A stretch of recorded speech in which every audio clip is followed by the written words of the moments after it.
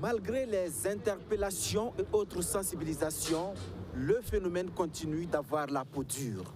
Les animaux sont toujours abattus de façon clandestine dans la capitale burkinabé. Dans l'arrondissement 8, ce lundi, les autorités compétentes ont mis la main sur plusieurs cas d'abattage violents. Les règles, cadre impropre, abattage sans l'aval des services d'hygiène, presque toutes les précautions édictées en la matière sont foulées aux pieds. Alors, cette descente musclée se veut interpellatrice. Parce que quelque part, si ça doit continuer comme ça, au cas où il y a un risque avéré et important, c'est un nombre incalculable de consommateurs qui seraient donc dans l'emprise de cet empoisonnement.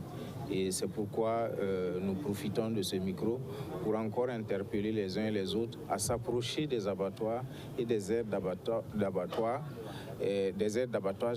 parce qu'il y a quand même un effort qui est fait à cet effet.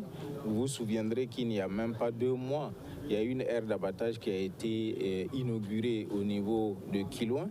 Et dans ces cadres légaux et habilités pour abattre les animaux, les services en charge de la santé sont entièrement disponibles pour accompagner le processus jusqu'au bout.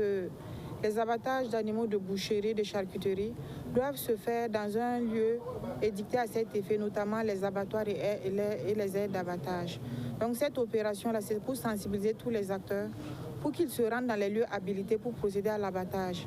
Dans ces lieux-là, les services vétérinaires sont là et procèdent aux inspections. Si la viande est propre à la consommation, elle est livrée à la population. Mais si elle s'avère impropre, elle est saisie et elle est détruite.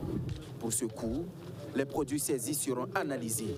S'ils sont sans danger, ils seront offerts aux personnes nécessiteuses. La Ligue des consommateurs saisit l'occasion pour réitérer son appel à la vigilance. Nous demandons, c'est que tous ceux-là qui auraient des informations en lien avec des pratiques de ce genre-là puissent approcher les services des vétérinaires ou les services de sécurité ou alors la Ligue des consommateurs dans le cadre de notre veille citoyenne pour que nous informons qui de droit afin que la pratique cesse, comme c'est le cas aujourd'hui. Quant aux bouchers et autres acteurs responsables de cette situation, ils risquent des peines d'emprisonnement et ou des amendes, car au Burkina Faso, l'abattage clandestin demeure un délit.